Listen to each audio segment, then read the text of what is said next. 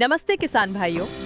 Poultry farming में सबसे बड़ी चुनौती बीमारी का आना नहीं, बल्कि बीमारी को समय पर न पहचान पाना है।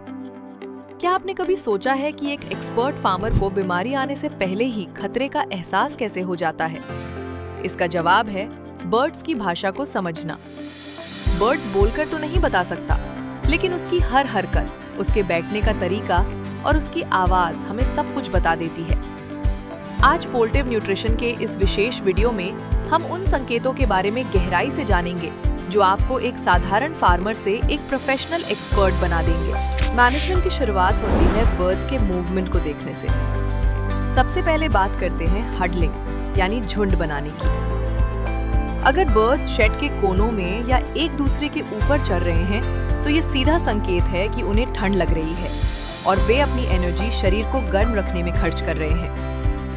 लेकिन यहाँ एक बारीक बात गौर करने वाली है। अगर बर्ड्स हीटर से बहुत दूर भाग रहे हैं तो शेड में गर्मी जरूरत से ज्यादा है, और यदि वे केवल एक ही दिशा में इकट्ठा हो रहे हैं तो समझ जाइए कि दूसरी तरफ से ड्राफ्ट यानी ठंडी हवा का सीधा झोंका आ रहा है। एक सही मैनेजमेंट वही है जहां बर्ड पूरे शेड में समान रूप से फैला हो, क्योंकि तनाव मुक्त बर्ड ही सही वजन देता है। अब बात करते हैं दूसरे बड़े संकेत की, पैंटिंग यानी चोंच खोलकर हाफ कर सांस लेना। जब तापमान 28 से 30 डिग्री से ऊपर जाता है तो बर्ड्स को पसीना नहीं आता, वे हाफ कर अपने शरीर की गर्मी बाहर निकालते हैं। लेकिन वैज्ञानिक रूप से ये बहुत खतरनाक स्थिति है। तेजी से हाफने के कारण बर्ड के शरीर से कार्बन डाइऑक्साइड तेजी से बाहर निकलती है, जिससे उनके खून का संतुलन बिगड़ जाता है। इसे रेस्पिरेटरी एल्कालोसिस कहते हैं। इस स्थिति में बर्ड दाना खाना कम कर देता है और उसका FCR बिगड़ जाता है। जैसे ही आप ये संकेत देखें, तुरंत वेंटिलेशन में सुधार करें और पानी के मैनेजमेंट पर ध्यान दें। तीसरा महत्वपूर्ण पहलू है ध्वनि और बर्ड्स ड्रॉपिंग्स का निरीक्षण। रात में जब आप शेड में जाएं तो शांति से सुनें। अगर आपको छींकने या घुर-घुर जैसी आवाजें सुनाई दें तो ये अमोनिया गैस या अन्य बीमारियों जैसे CRD की शुरुआत हो सकती है। इसके साथ ही बर्ड्स की बीट यानी ड्रॉपिंग्स को रोजाना चेक करें। सूखी और ब्राउन कलर की बीट अच्छे पाचन का संकेत है, लेकिन यदि बीट में पीलापन, झाग या खून के धब्बे दिखाई दें तो ये लिवर स्ट्रेस या कॉक्सिडियोसिस का अलार्म है। समय रहते इन संकेतों को पहचानना ही आपकी मेहनत और निवेश को सुरक्षित रखता है।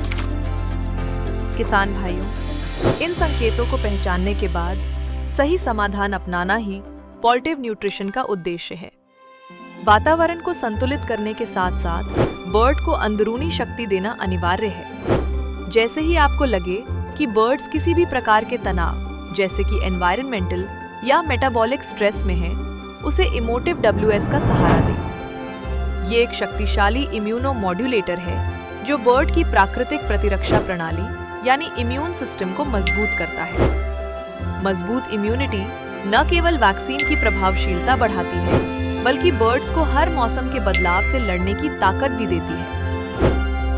पोल्ट्री मैनेजमेंट कोई जादू नहीं, बल्कि विज्ञान और अवलोकन का मेल है। अपने बर्ड्स की भाषा समझिए और अपने व्यवसाय को नई ऊंचाइयों पर ले जाइए। पोल्ट्री मैनेजमेंट और आधुनिक न्यूट्रिशन से जुड़ी ऐसी ही और भी महत्वपूर्ण जानकारियों के लिए हमारे YouTube चैनल को सब्सक्राइब करें और हमें अन्य सोशल मीडिया प्लेटफॉर्म्स पर भी जरूर फॉलो करें।